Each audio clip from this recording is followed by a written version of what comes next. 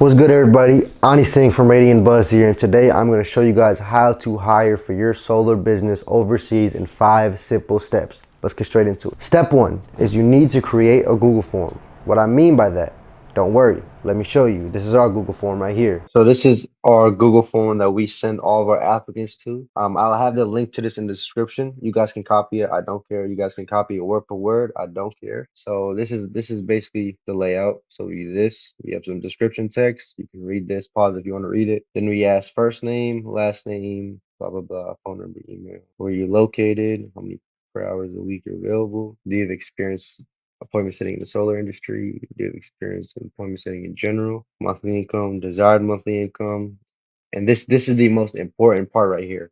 Submit a 1-minute video talking about yourself and why you think you are a good fit for this position down below. What I recommend is have it so they can submit a voice file, or if they want, they can submit a whole video too. You know, a lot of recruiters told me a lot of people like to submit voice files for some reason. It's easier, it's more convenient. So that's one thing I learned too. But you need this last part and specify that if they don't submit this, their application will not be submitted. This is the part that will make you gauge their English to see if they're a good English speaker or not. Feel free to copy it word for word. I don't care. You know, I really don't. You know, you can copy it word for word. I'll even send you the Google link if you want me to, the Google form link if you want me to. Just email me and you got it, man. But the basic function of this Google form is to weed out the people who can speak good English versus the ones who cannot. You know, that's number one when hiring overseas. We need people who can speak good English. And as well, you get to know basic information like who they are, where they're from, past work experiences, monthly income, etc., etc. Have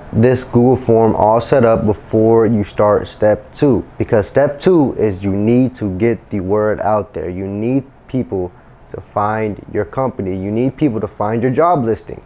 You need people to find that Google form. You need to do your research. All you need is Facebook. Trust me, Facebook has the most quality overseas, whatever position you're looking for. For us, it was an appointment setter, and it had the highest quality appointment setters on Facebook. There's 2 ways of hiring, you know, getting your word out there: Facebook groups and recruiters. So we did Facebook groups, and for Facebook groups, you need to vet the Facebook groups. So a simple Google search for us, it was an appointment setter, so we searched up appointment setter hiring Mexico, appointment setter hiring Egypt, etc., etc. And what we do is we would go to the Facebook groups and we would vet every Facebook group. You need to look for 2 things: if people are responding to listings and if people are posting listings in the Facebook groups. That's the only thing. And if they're doing that on a regular basis, you find yourself a good Facebook group. I was in 2 very good Facebook groups, and that yielded me probably half of my applicants. And they were very high quality applicants. But the best way I have gotten highest quality applicants was recruiters. Recruiters know the industry in and out. That's what they do. And with these recruiters, I do a pay structure where I pay them per hire. So there's one recruiter I found, you know, it was actually our competitor's recruiter. I found him on Facebook by doing a little research. As I told y'all, I found our competitor's recruiter and I texted him, I'll pay him $100 per hire he gets us.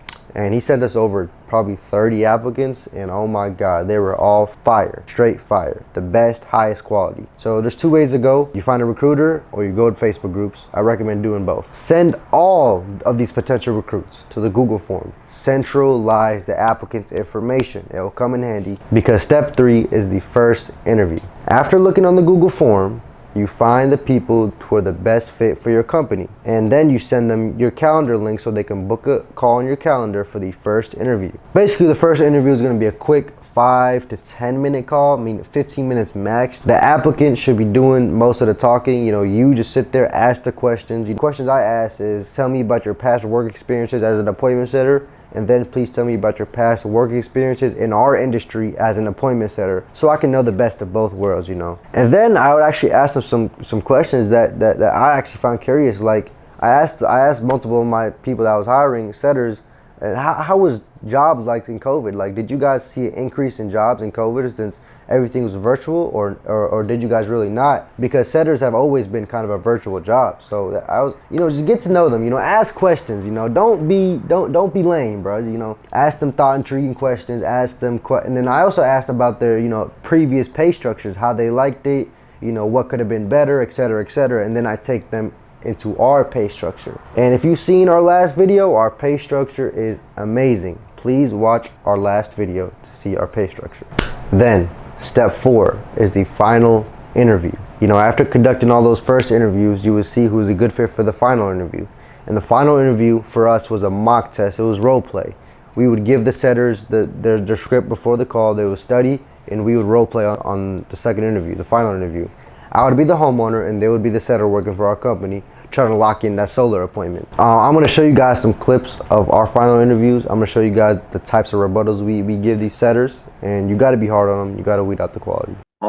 Before you ask me all those questions, so this call is regarding solar, right? So can you please tell me any benefits to for getting solar? Because what is it? What is the benefit, man? Like, if I get a solar, I'm not really big into solar. So when you put solar in, it actually reduces your electricity bills. Also, you can get up to 30% tax credit. So the way it Okay. works is once you put up the solar in, it will reduce your electricity bills. Okay. And you get to eliminate your current bill by paying a fixed flat rate.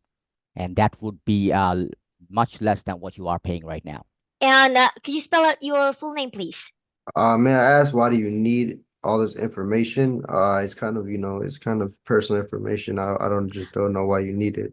Oh, yes, yes, I understand. Because again, I was just calling you completely out of the blue.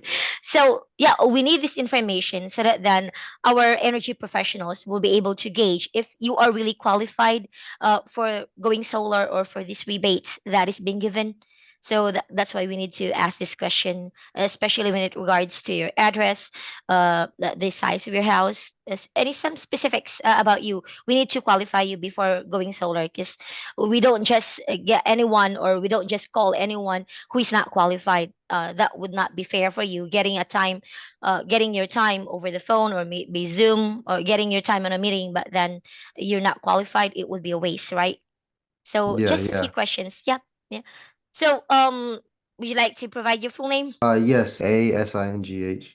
And make sure you record all of the final interviews, because when looking back, at when you have your final, kind of ring of prospects, you can look back and backtrack to these final interviews. And if you really have high quality, it's going to be hard to choose, who gets the job, who gets the spot. So having these final interviews recorded will be tremendously helpful in helping that decision. Step 5 is hire. You find the most best quality people, which if you follow these 5 steps correctly, it will be hard to choose. That's how much quality people you have. But you find the best people, you hire them, and you get to making that money.